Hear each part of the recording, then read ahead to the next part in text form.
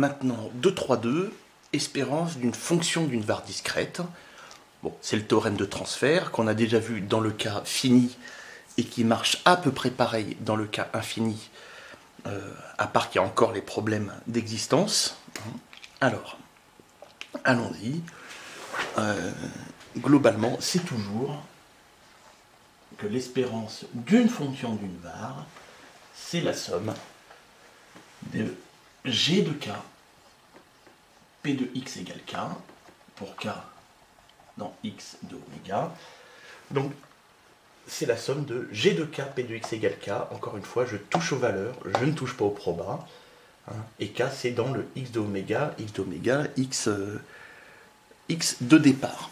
Donc, le cas particulier important qu'on va utiliser, c'est que l'espérance de x carré, c'est la somme de k au carré, p de x égale k. Et voilà comment on va calculer l'espérance de x au carré. Et donc après, la variance. On va y venir. Alors évidemment, attention, tout ça, c'est si ça existe, c'est-à-dire si ça converge. Alors, mais d'abord, une conséquence importante, c'est que, donc c'est la proposition, si x admet une espérance, alors ax plus b admet une espérance, quel que soit a et b, et espérance de ax plus b égale a, espérance de x plus b. Donc on retrouve la linéarité de l'espérance, où en plus on ne se pose pas la question de l'existence, car si x admet une espérance, alors ax plus b admet une espérance.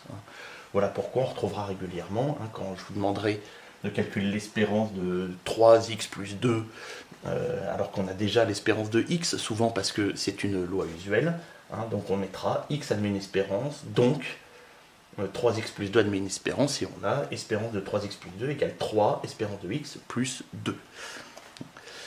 L'autre proposition est moins importante. Si l'espérance de x carré existe, alors l'espérance de x existe aussi. Bon, ça, on l'utilise pas souvent.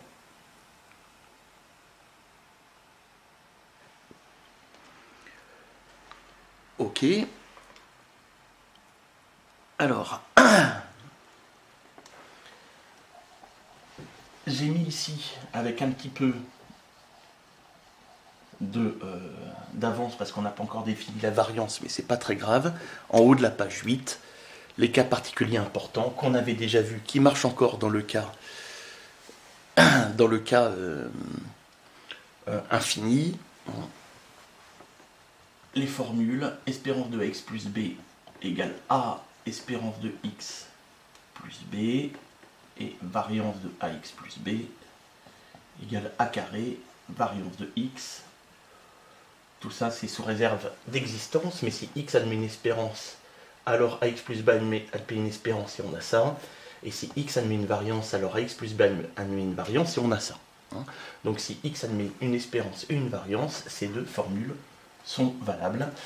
Et notez-les en gros, en gras, en fluo, tout ce que vous voulez, elles sont importantes. Je passe tout de suite à l'exométhode 1. Donc regardez comment ça se passe. X est une var telle que x d'oméga c'est n étoile et p de x égale n c'est 2 tiers fois 1 tiers puissance n moins 1. Et on me demande de calculer espérance de exponentielle grand X. Ouais. Eh bien, espérance de exponentielle grand X,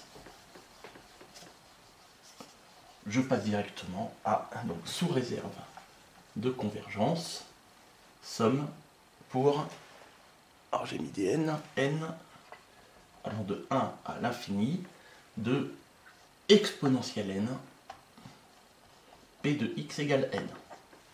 Et ça, une fois que j'aurai montré que ça converge absolument, donc ça converge tiré à terme positif,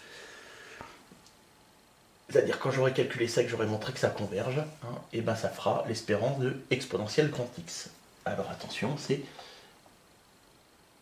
g de k, p de x égale k.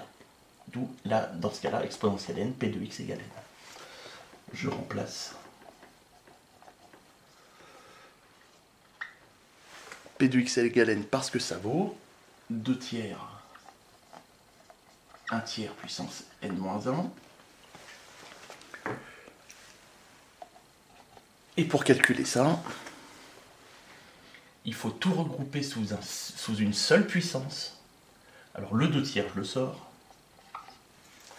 Et j'ai e puissance n 1 tiers puissance n moins 1. Pour tout regrouper sous une seule puissance, il faut que la puissance là et la puissance là, ce soit la même. Donc par exemple, que ce soit n-1. Et pour avoir une puissance n-1 ici et là je l'ai déjà, et là pour avoir puissance n-1, je sors un e. Et je fais la somme pour n allant de 1 à l'infini de e puissance n-1, 1 tiers puissance n-1, le tout regroupé. Ce qui me fait le e sur 3 qui a marqué. Donc je vais peut-être détailler un tout petit peu. On est d'accord. Le 2 tiers je l'ai sorti, le e je le sors, j'en sors 1, il me reste e puissance n-1, et 1 tiers puissance n-1, et tout ça, quand je regroupe, ça me fait e fois 1 tiers, c'est-à-dire e sur 3, puissance n-1. Et là, je reconnais, donc maintenant que je l'ai écrit comme ça, donc 2e sur 3, somme pour n allant de 1 à l'infini, de e sur 3 puissance n-1.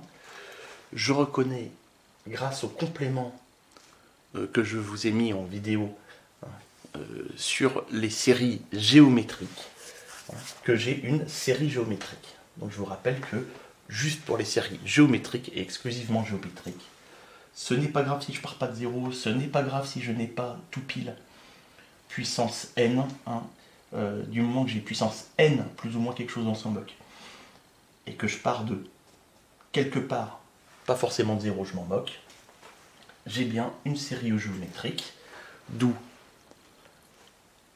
on a une série géométrique de raison e sur 3, avec e sur 3 strictement compris entre moins 1 et 1. Rappelez-vous que e c'est en 2,7, donc e sur 3, c'est bien strictement plus petit que 1. Donc la série converge. Donc converge absolument série à terme positif. Donc, grâce au théorème de transfert, espérance de x admet une espérance, et, exponentielle grand x admet une espérance, et l'espérance d'exponentielle grand x, c'est le résultat de ce calcul. Et le résultat de ce calcul, ça me fait, donc là aussi je vais détailler un peu,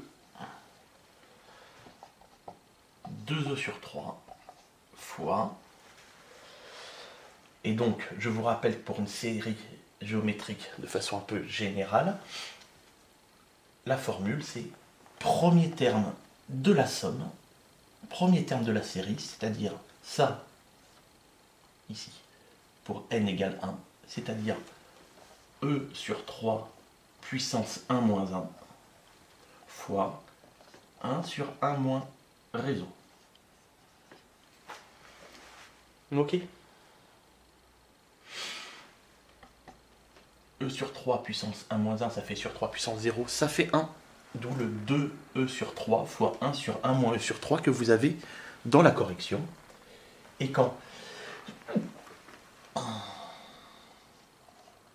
je simplifie, 1 moins e sur 3, ça fait 3 moins e le tout sur 3. Et 1 sur 3 moins e le tout sur 3, ça fait 3 sur 3 moins e. Les 3 se simplifient et ça fait 2e sur 3 moins e. Comme sur le cours. Je vous laisse faire l'exométhode 2.